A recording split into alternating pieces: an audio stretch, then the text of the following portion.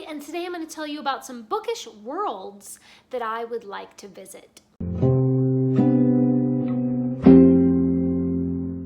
These are fictional worlds that I really wish were real, that I could really go there and visit and hang out. Actually, two of the places on my list are real life places, real world places that I actually could go and visit if I were so inclined.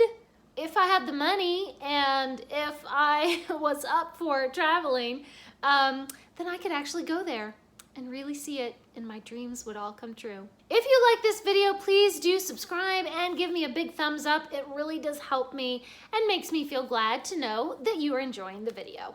And of course, you have to leave me a comment down below and let me know what is a bookish world, a fictional world that you would like to visit. So let's get the most obvious ones out of the way first.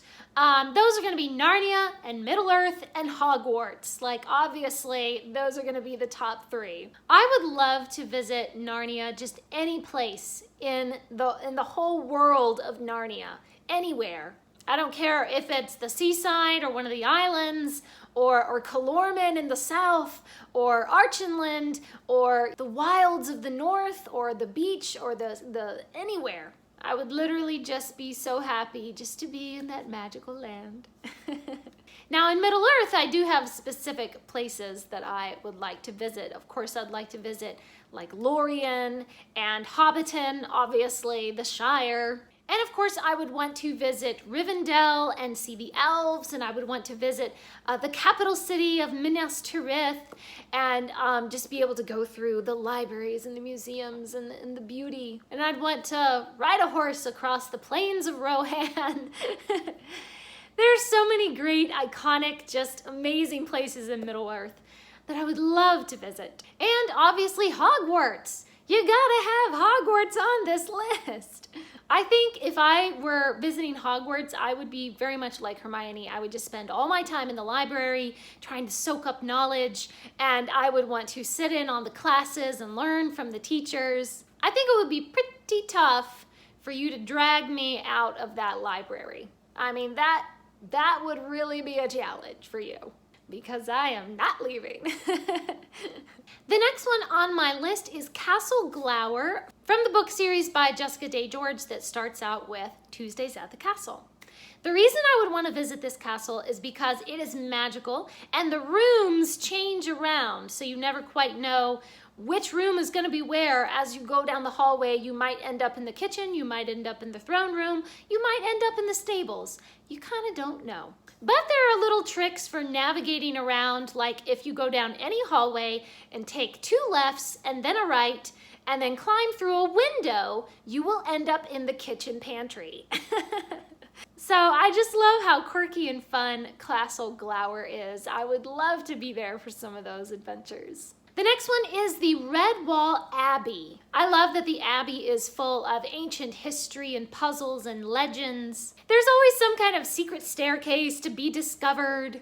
And they're always eating such good food. Oh my goodness. When they have like a harvest feast or something, I have to go and raid my kitchen pantry to get some snacks because it makes me so hungry. All of the food sounds so good. I would want to visit Redwall just for the food.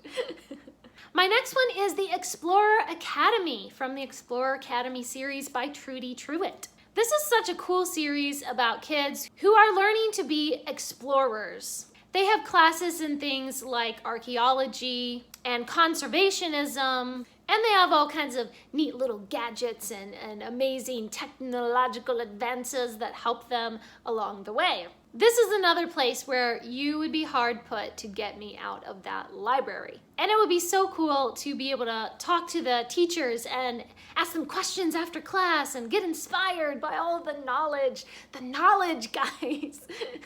Another cool thing about Explorer Academy is they actually have a ship, a yacht or something that they take out on extensive month-long field trips around the world. So you get to travel around and explore at Explorer Academy. Very cool.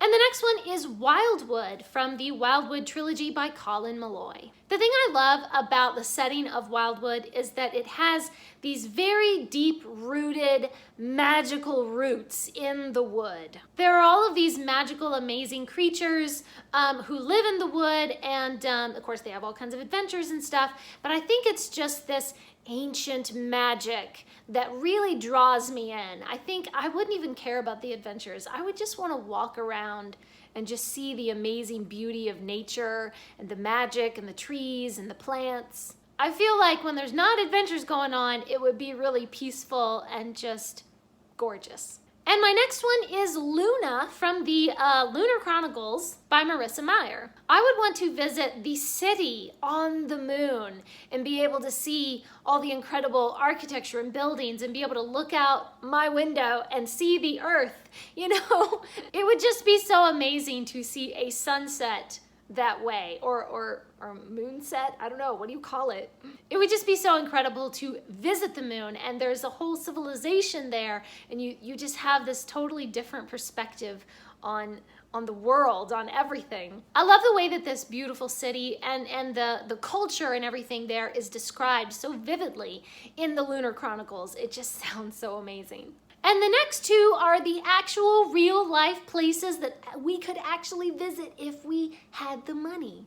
The first one is Green Gables, which is located on Prince Edward Island in Canada, and it is the setting for Anne of Green Gables by L.N. Montgomery. I've actually gone on the Green Gables website and looked at pictures of the real building. They have a lovely museum there, and they even do reenactments of portions of the Anne of Green Gables book. All of the scenery and the little lakes and ponds and the woods, the beautiful beaches, all of that is just the way it's described in the book in real life, and it's just the way I've seen it in the movies.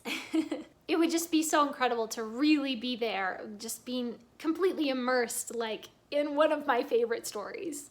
And the last one, some of y'all are probably going to laugh, but it's the Lake District in England, specifically from the books The Swallows and Amazons by Arthur Ransom. Almost all of these books in the Swallows and Amazon series take place around this one lake in the Lake District, and they describe the little mountains and foothills around the lakes, and of course the children go sailing on the lake, and they go camping on a little island, and they just have all kinds of fun adventures in this beautiful scenery. Reading these books, you just get so immersed into the nature as they go hiking and camping and fishing and sailing and swimming, and you know, they're just always outside doing things out in nature and describing the beautiful scenery around them, and it's just so immersive. You just feel like you're there. And I've looked up pictures of the Lake District. If y'all have never looked that up, you really need to, because oh my goodness, just some of those most beautiful scenery you will ever see on this green earth. Someday I'm gonna go there. Someday I'm gonna take a vacation and save up my money, and I'm gonna go there. And those are the fictional and sometimes real worlds that I wish that I could visit. Don't forget to leave me a comment down below and let me know what is one of your favorite fictional worlds, or I guess a real life location that you would want to visit. Thanks for watching. Please subscribe, and remember, the right book in the right hands at the right time can change the world.